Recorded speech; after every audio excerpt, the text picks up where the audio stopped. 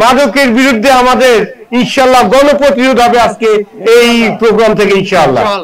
এইটা তো সমস্যা। মাদকের বিরুদ্ধে গণপ্রতিরোধ গড়ে তোলার ঘোষণা দিয়েছেন ডক্টর মোস্তফা হাজরা ফাউন্ডেশনের প্রতিষ্ঠাতা ও পৃষ্ঠপোষক ক্রীড়াপ্রেমী ও বিশিষ্ট শিক্ষাবিদ গোলাম মর্তুজা। চাটখিল উপজেলার চণ্ডী দিঘিরপাড় সরকারি প্রাথমিক বিদ্যালয়ে মিনিবার ফুটবল টুর্নামেন্টের শুভ উদ্বোধনী অনুষ্ঠানে প্রধান অতিথির বক্তব্যে তিনি এই ঘোষণা দেন। তিনি আরও বলেন, আমাদের তরুণ ও যুব সমাজকে মাদক, সন্ত্রাস, ডিজিটাল ডিভাইস আসক্তি থেকে দূরে রাখতে খেলাধুলার বিকল্প নেই। তাই তিনি তরুণ প্রজন্মের মানসিক এবং শারীরিক বিকাশে পড়ালেখার পাশাপাশি খেলাধুলার প্রতি গুরুত্ব আরোপ করেন। আমাদের দেশে যুবকরা আগামী দিনের ভবিষ্যৎ। এই দেশে গত 17-18 বছরে যে লেভেল অফ যুবকদেরকে মাদকের সাথে, ইফটিজিং এর সাথে, অসামাজিক কার্যক্রমের সাথে যেভাবে জড়িত করা হয়েছে, আমাদের যুব সমাজকে আমাদের স্কুল কলেজ হতে শুরু করে সমস্ত মানুষ তৈরি করার ফাউন্ডেশন গুলোকে ধ্বংস করে দেওয়া হয়েছে। আজকে এই যে স্পোর্টস যে টুর্নামেন্টস আজকে এখানে চালু হচ্ছে, আমি দেখে আই এম রিয়েলি ইমপ্রেসড। আমি খুবই খুশি হয়েছি।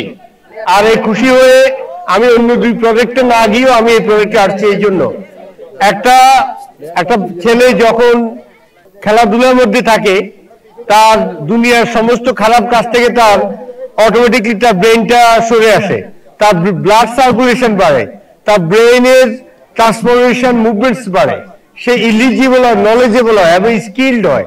সে যখন ফুটবলের স্পোর্টিং এর সাথে থাকে, তার ফিজিক্যাল স্টামিনা বাড়ে, একই সাথে যেটা তাকে হেল্প করে এডুকেশন সেক্টর ডেভেলপ করার জন্য। আলটিমেটলি আমরা যারা পড়ালেখা করি, তোমরা তো সবাই পড়ালেখা করো, তাই না? তোমরা সবাই স্টুডেন্ট। তোমরা যারা স্টুডেন্ট, তোমরা যখন খেলাধুলার মধ্যে থাকবা, যখন পড়ালেখার মধ্যে থাকবা, এখান থেকে যা তুমি টায়ার্ড হয়ে যাবা, তোমার ঘুম হবে, ঘুম থেকে উঠে তোমার পড়ার টেবিলের কথা মনে পড়বে। আর যদি স্পোর্টস এর সাথে এঙ্গেজ না হয়, তুমি দোকানে বসে আড্ডা দাও, একটা খারাপ কাজের সাথে জড়িত করো।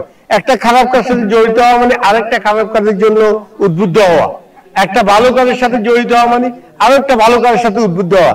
আজকে এই যে এখানে যে স্পোর্টস আজকে যে টুর্নামেন্ট হতে যাচ্ছে, আমি ডক্টর মোস্তফা ফাউন্ডেশনের পক্ষ থেকে এই টুর্নামেন্টের সর্বাঙ্গীন মঙ্গল কামনা করি।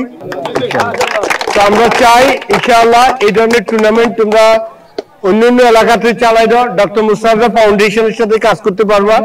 আগামী দিনে আপনারা এখানে যে স্পোর্টিং ক্লাবটা আছে, তোমরা যদি আমাদের ফাউন্ডেশনের ভলান্টিয়ার হিসেবে কাজ করতে চাও, আজকে এখানে প্রায় 400 রোগী আসছে। আমরা এই অত্র এলাকাতে মনে করো সামাজিক কাজ দিয়ে পুরো বাংলাদেশকে চেঞ্জ করে দিতে পারবে ইনশাআল্লাহ। কি বলো? ইনশাআল্লাহ এরকম স্পোর্টিং ক্লাব থাকবে, ইউনিয়ন ভিত্তিক যুব ক্লাব থাকবে, যারা সোশ্যাল সামাজিক কাজের সাথে যুক্ত হয়ে যাবে। ডক্টর মোস্তফা ফাউন্ডেশনের যে 5-0 প্রজেক্ট, আমাদের 5-0 প্রজেক্টের একটা হলো যে শূন্য নিরক্ষরতা।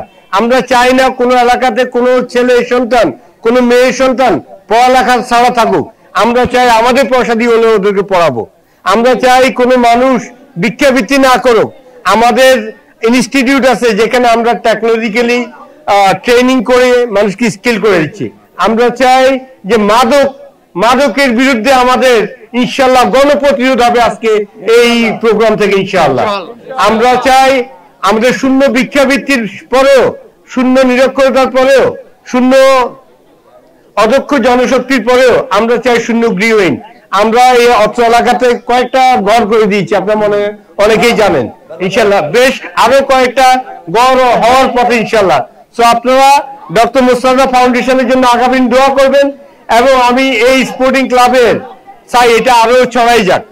আমরা কিভাবে, তোমরা যারা এখানে আপনারা যারা ইনচার্জ আছেন, ডক্টর মোস্তফা ফাউন্ডেশন কিভাবে এটার সাথে কাজ করতে পারে, এলাকার সাথে যুবকদের এই কাজগুলির সাথে কিভাবে এঙ্গেজ হতে চায়।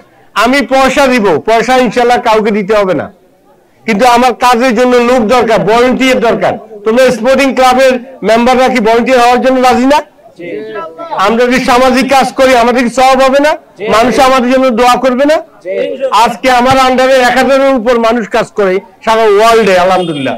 যুক্তরাজ্যের আমি একটা ইউনিভার্সিটি অ্যাডভাইজারি বোর্ড মেম্বার, বাংলাদেশে একটা ইউনিভার্সিটি বোর্ড অফ ট্রাস্টিজ, আমি এখানে যুক্তরাজ্যের একটা ইউনিভার্সিটির 3টা সেন্টারের সিইও আলহামদুলিল্লাহ। আমি যদি এই সোনামুড়ি চাটখিল থেকে বড় এই কাজগুলো করতে পারি, তোমরা তো আমার মতো ছেলে, তাই না?